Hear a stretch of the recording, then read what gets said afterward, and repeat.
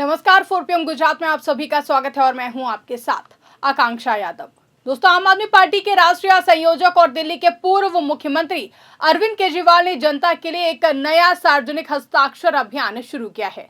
वहीं यह अभियान केंद्र सरकार द्वारा लागू किए गए E20 नियम के विरोध में चलाया जा रहा है, जहां केजरीवाल का कहना है कि ये नियम जनता पर बिना पर्याप्त तैयारी और व्यापक चर्चा के लागू किया गया है, जिससे आम लोगों को कई तरह की परेशानियों का सामना करना पड़ रहा है। उन्होंने लोगों से इस आंदोलन से जुड़ने, अपनी आवाज बुलंद करने और याचिका पर हस्ताक्षर करने की अपील की है। इस अभियान में भाग लेने के लिए लोगों को QR कोड स्कैन करके ऑनलाइन हस्ताक्षर करने की सुविधा दी गई है। आपको बता दें कि यह अभियान शुरू होते ही देश भर में चर्चा का विषय बन गया है। E20 क्या है, इसके क्या फायदे और नुकसान है, सरकार इसे क्यों लागू करना चाहती है और अरविंद केजरीवाल इसके विरोध में क्यों हैं? तो इन सभी सवालों पर बहस तेज हो गई है।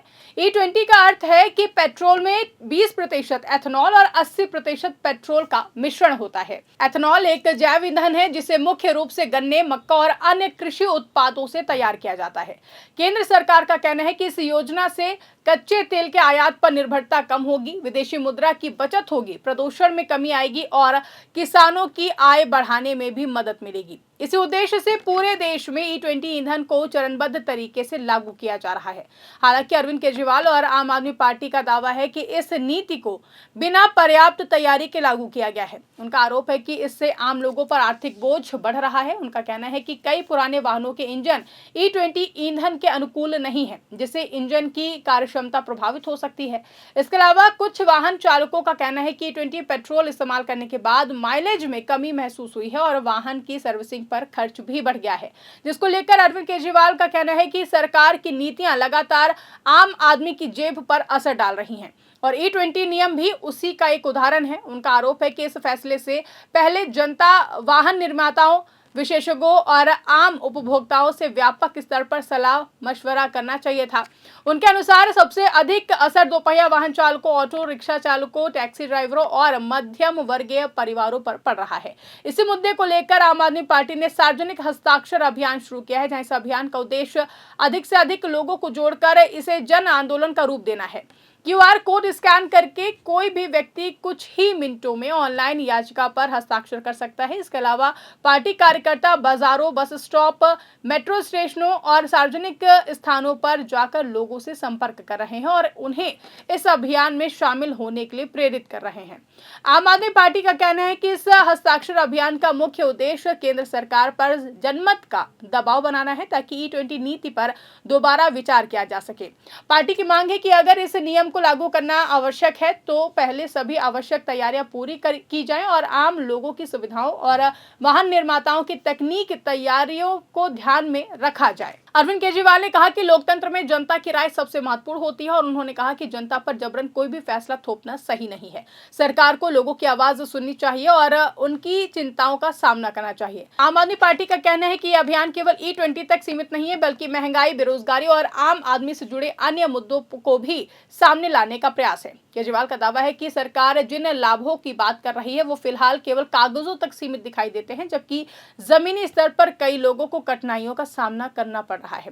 पार्टी के अनुसार दिल्ली, पंजाब, गुजरात, महाराष्ट्र और कई अन्य राज्यों में कार्यकर्ता इस अभियान को आगे बढ़ा रहे हैं। सोशल मीडिया पर भी QR कोड व्यापक रूप से साझा किया जा रहा है, ताकि ज्यादा से ज्यादा लोग इस याचिका से जुड़ सके। आम आदमी पार्टी का दावा है कि अभियान शुरू होने के बाद बड़ी संख्या में लोगों ने हस्ताक्षर किए हैं और ये संख्या लगातार बढ़ रही है। इस अभियान को लेकर राजनीतिक प्रतिक्रियाएं भी सामने आई हैं। भाजपा का कहना है कि E20 नीति पर्यावरण संरक्षण, ऊर्जा सुरक्षा और किसानों के हित में एक महत्वपूर्ण कदम है। वहीं आम आदमी इसे जनता की आवाज और आम लोगों के हितों की लड़ाई बता रही है।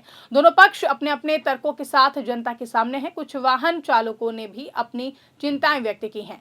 दिल्ली के एक ऑटो चालक राम सिंह का कहना है कि E20 पेट्रोल इस्तेमाल करने के बाद उन्हें माइलेज में कमी महसूस हुई है, जिससे उनकी आमदनी प्रभावित हुई है। वहीं एक बाइक चालक सुनील कुमार का कहना है कि उन्हें वाहन के इंजन की आवाज में बदलाव महसूस हुआ है और सर्विसिंग का खर्च भी पहले की तुलना में बढ़ गया है। हालांकि ऐसे अनुभव अलग अलग वाहनों और उनकी स्थिति के अनुसार भिन्न हो सकते हैं। महंगाई के इस दौर में अगर ईंधन पर खर्च बढ़ता है तो फिर इसका सीधा असर मध्यम वर्ग और रोज कमाकर जीवन यापन करने वाले लोगों पर पड़ता है। यही वजह है कि इस मुद्दे पर लोगों की अलग अलग राय सामने आ रही है।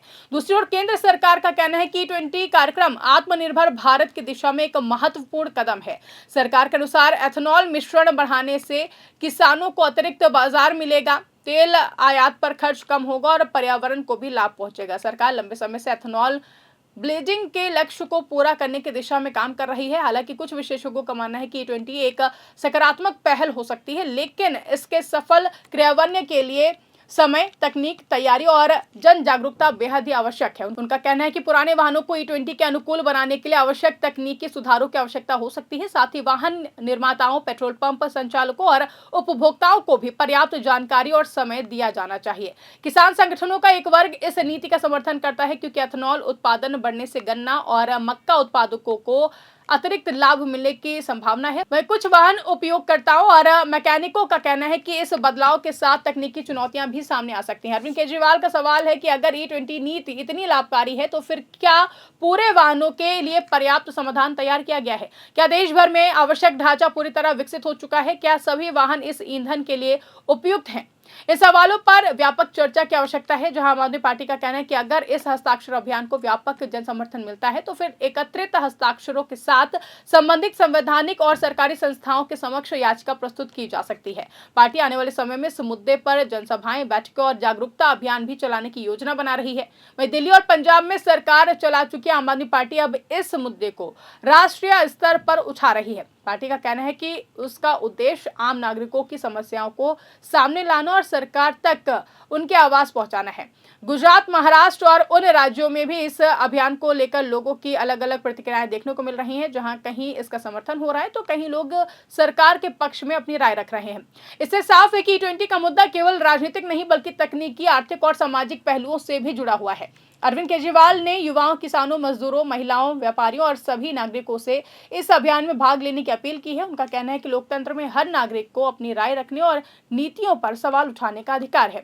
फिलहाल ये देखना दिलचस्प होगा कि यह हस्ताक्षर अभियान कितना व्यापक जन समर्थन हासिल करता है और इसका सरकार की नीति पर क्या प्रभाव पड़ता है। एक ओर सरकार इसे ऊर्जा सुरक्षा, पर्यावरण संरक्षण और किसानों के हित में महत्वपूर्ण कदम बता रही है, वहीं दूसरी ओर आम आदमी पार्टी इसे आम जनता पर पड़ने वाले संभावित प्रभावों का मुद्दा बना रही है। आने वाले समय में इस विषय पर और भी ज्यादा चर्चा, विशेषज्ञों की राय और विभिन्न पक्षों के तर्क सामने आने की संभावना है। फिलहाल इतना साफ है कि E20 को लेकर देश में एक नई बहस शुरू हो चुकी है और ये मुद्दा आने वाले दिनों में भी चर्चा का केंद्र बन सकता है। फिलहाल इस खबरों में बस इतना ही। अगर वीडियो पसंद आई हो तो उसको ज्यादा से ज्यादा लाइक करें, शेयर करें, चैनल को सब्सक्राइब करें और देखते रहिए 4PM गुजरात।